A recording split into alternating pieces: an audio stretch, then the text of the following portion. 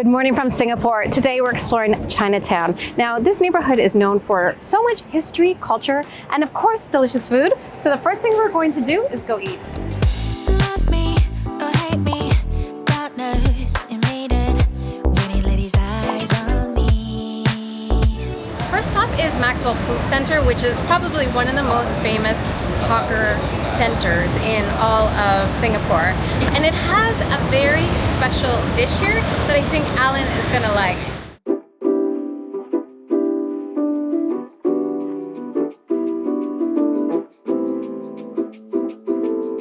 This is Tian chicken rice. It has a huge long line, I think, out there. We are not the kind of people that wait in line for food, especially if it's long. And that one looks very long, not just with tourists, but also with locals. I do think there's somewhere else that we can eat that won't have a line and will be just as good.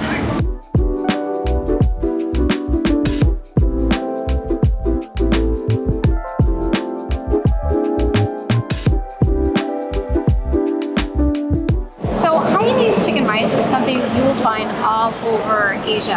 And Alan, I think when we were in Thailand, ate it almost every day. Even though he comes from the spicy island of Sumatra, he really enjoyed chicken rice, just something simple. And I think it's actually the quality of the rice. Now, as a Westerner, I didn't know there was a difference in quality of rice. But, you know, being with someone who comments on it, oh, this is good rice, when it's white rice, I'm like, oh, okay. And so I think that's what this is really about, having good quality chicken that is boiled or steamed and just really nice seasoned rice.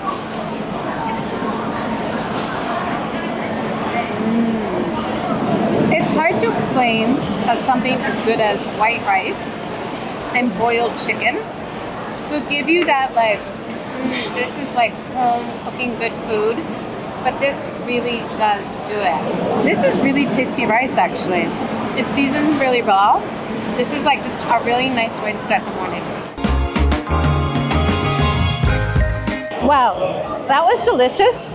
And you know what? We're gonna stay here a little bit longer because it is pouring rain. Let me show you what it looks like.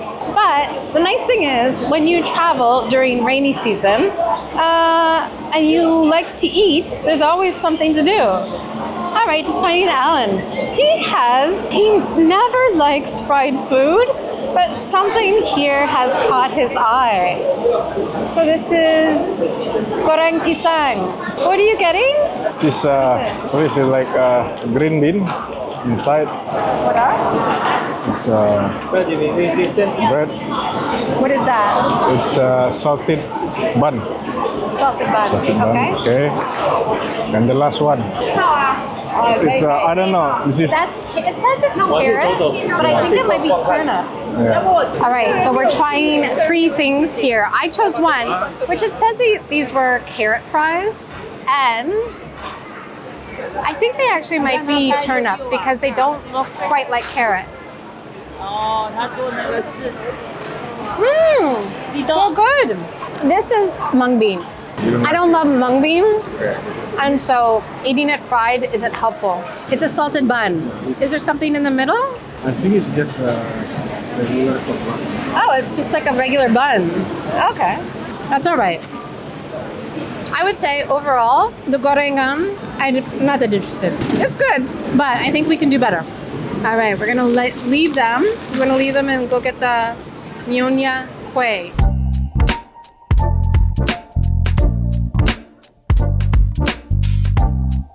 Because one of the women at the table insisted we had to go try this, I feel like we can't miss it. It was not on our list. It is now. When someone has strong food opinions, I listen to it because I have strong food opinions too.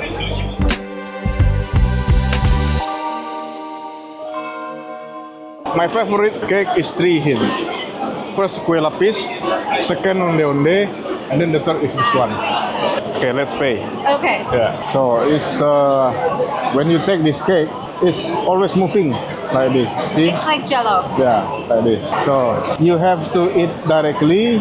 Either you put back to the plate, or it will come off or fall down. Enjoy.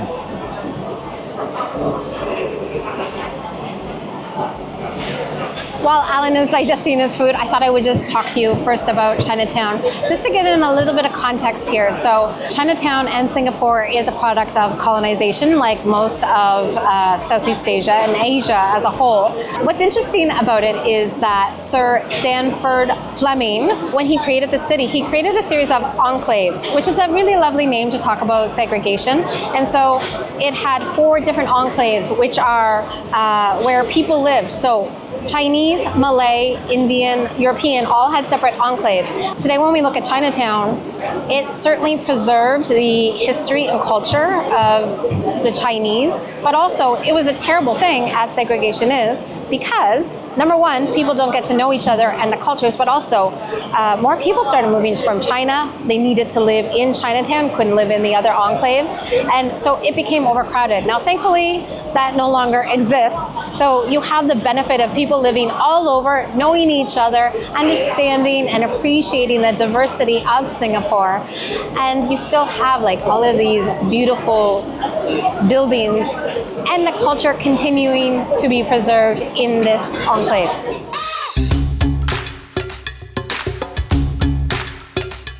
However, we are going to go somewhere else. We're going to a coffee shop that is supposed to have traditional Singaporean coffee, which is a little bit different. They have different kinds of mixes. I heard actually they have a mix of tea and coffee. That's a traditional drink here that I want to try. They also have a durian coffee, but Alan said caffeine and durian is too much, so he doesn't want to try that, even though he loves durian. If this was anywhere else in Asia, everybody would be crossing the street right now. But nobody is. We all follow the rules.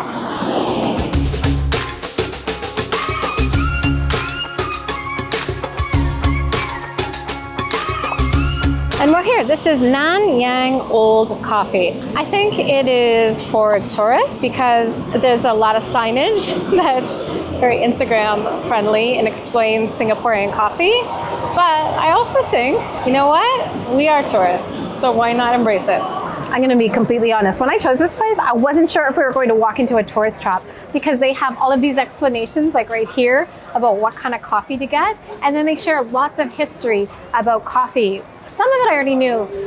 One of them was that if your coffee is too hot, people would pour it into the saucer that the cup was in. And Alan also does that in Indonesia if it's too hot, and then you just drink out of the saucer. The other thing was that if you were a regular at a coffee shop and you turned over your cup at the end of drinking it, it just meant that you were going to pay for another day. So there are all these little tidbits around here that I really appreciate. What I really, really appreciate is that this neighborhood is a mix of tradition and modern trendy. This looks very trendy. It's very small, very modern to order, but the prices are a little bit more traditional. This is under $3. It's a mix of coffee and tea. And it's good. You definitely get that first flavor of coffee, but then you taste like tea, the notes of tea underneath. So it's kind of interesting. I really like this spot. It's just right out on the corner. You get a good view of watching the other tourists, and it's also covered because we just heard it's thundering right now, and so it's probably gonna rain again.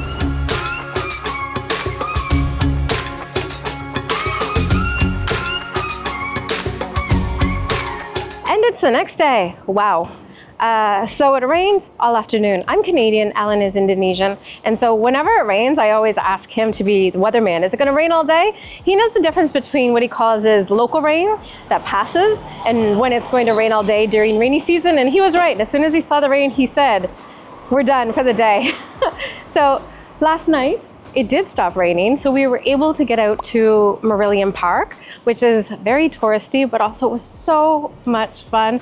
We took silly pictures and just saw the city by lights, and I do recommend it. The funny thing is, one of the silly pictures I had was getting the water into my mouth, which I thought was, you know, just silly. And then I saw all of the other women from around here getting these dainty pictures of putting the water in their hand or in their bags, and I just thought, well, mine's funny. Theirs is very cute, but mine's funny. So today I wanted to catch breakfast to finish off this video, but more importantly, I also wanted to eat more food. So we're going to the Chinatown Food Complex. Right now I'm walking through Anh Siang Park. And the reason why I wanted to do that was to show you Chinatown is so much tradition, but also right now it is so trendy. Now, I think in 2003, it was named one of the coolest neighborhoods in the world by Time Out magazine, beaten only, I think, by Hong Kong and Tokyo. Maybe it was Hong Kong and Kyoto, probably Hong Kong and Kyoto. Although Tokyo, I think, would be pretty cool. But you do have a lot of these old shops, but you also have so many new shops, even new tea shops, new very trendy coffee shops, a lot of places to go. It is beautiful here.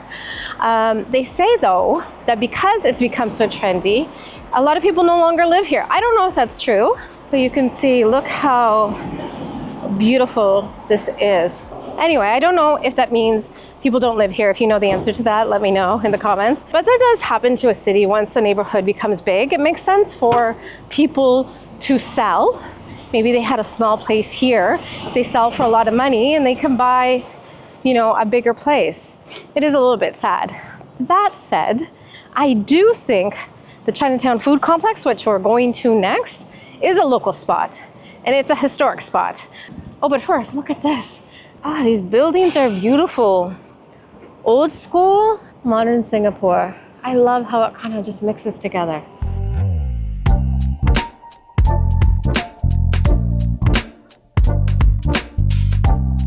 Let me tell you about this. So it's a nutmeg and clove. It was a nutmeg and clove plantation that was owned by Charles Scott. So I'm assuming he was British. And then there was a disease that killed all of the plants. So he sold the land to Anh Siang, who then, when she moved in, it changed. The whole area changed from being this to shops coming in, people from China and the Straits also moved in.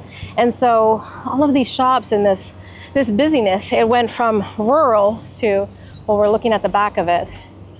But these are all the old buildings.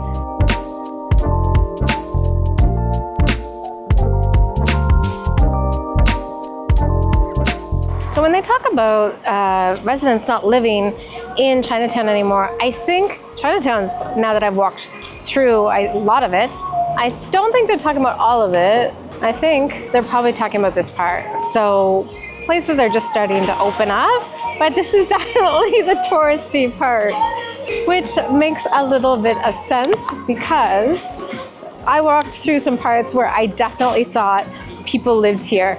This is probably not the trendy part that Time Out was talking about, but there's $1 souvenirs here. So if you want a souvenir, this might be the cheapest place to go. But this is where I want to go. This is the Chinatown Complex, and it's going to be where I eat breakfast today. Fingers crossed.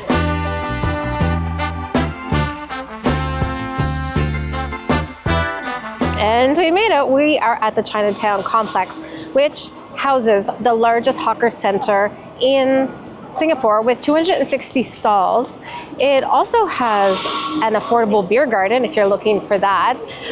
Down below, there's supposed to be a wet market, so that'll be like your produce and people will do their shopping. And there are a few dishes here that you can't get anywhere else, like pig organ soup and a Hainanese curry rice. Now it is morning, so I have heard that, you know, hawker stalls, some are open for breakfast, some are open for dinner, some are open for lunch. I'm gonna go check it out and see what we can have. I'm just happy to be here because when it rained yesterday, I was so sad. Second story is the food center. First story, sundries, and basement is the market. I'm gonna take a look for that.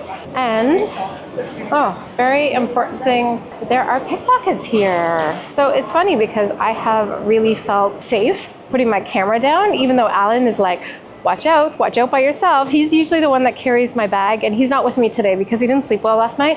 So I told him, I said, I want to finish this video out by eating in Chinatown for breakfast, and I just let him sleep because this afternoon we're actually shooting another video, but I'll tell you about that later. But let's go in now that I know that there's pickpockets. We will be a little bit more careful, especially with my phone.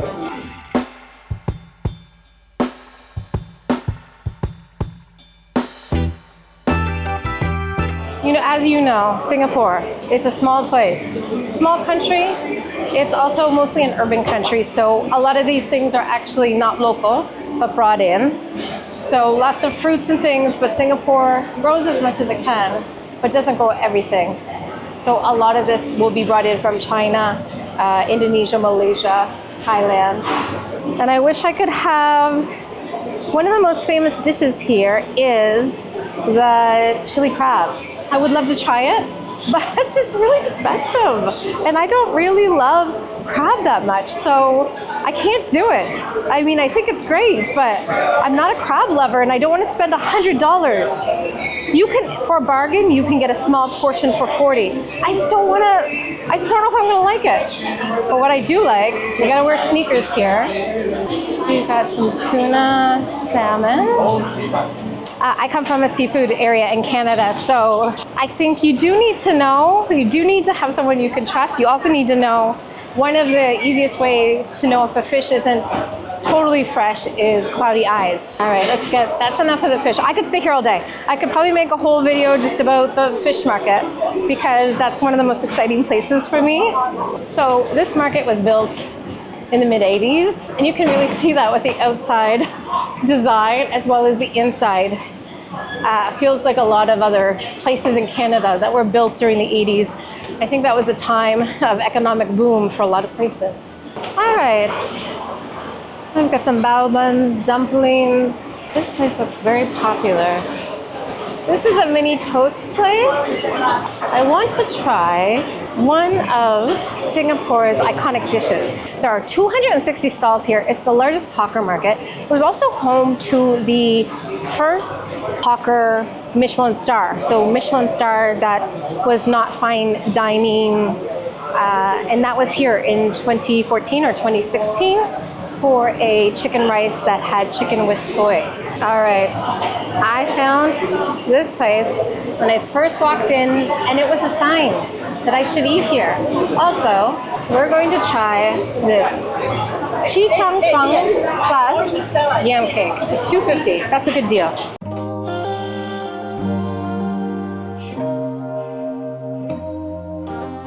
Oh, this was actually a really nice thing. As I was ordering this, woman said, "Oh, are you going to eat the Chee Cheong Fun?"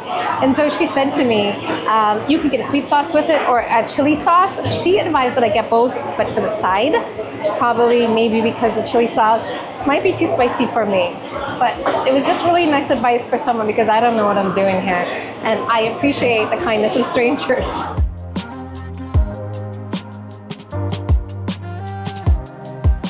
Breakfast time. Another typical Singaporean breakfast I wanted to try was Chee Cheong Fun. I got the original version because I think, like Kaya Toast, Singapore is known for its simplicity at breakfast.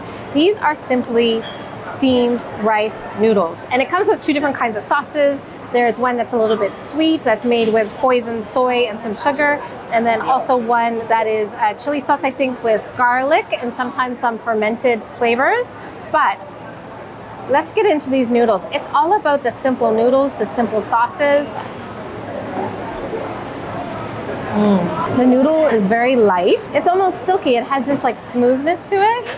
They're so delicate that when you pick it up, you have to be quick with it. Ooh, that sweet sauce is delicious.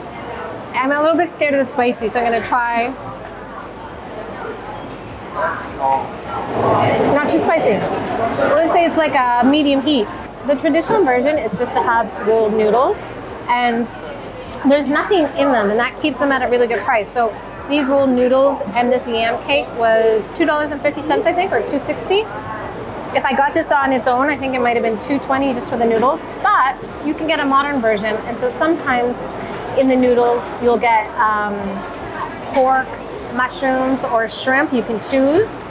But I wanted to try the original way for breakfast. Now I'm glad that I chose a light breakfast, and that's because I didn't plan on finishing this Chinatown video today, but I'm so glad that I came to the Chinatown Complex because it's pretty spectacular, and I definitely want to come back and eat more food here, but that will have to be on a future visit because today we're moving neighborhoods.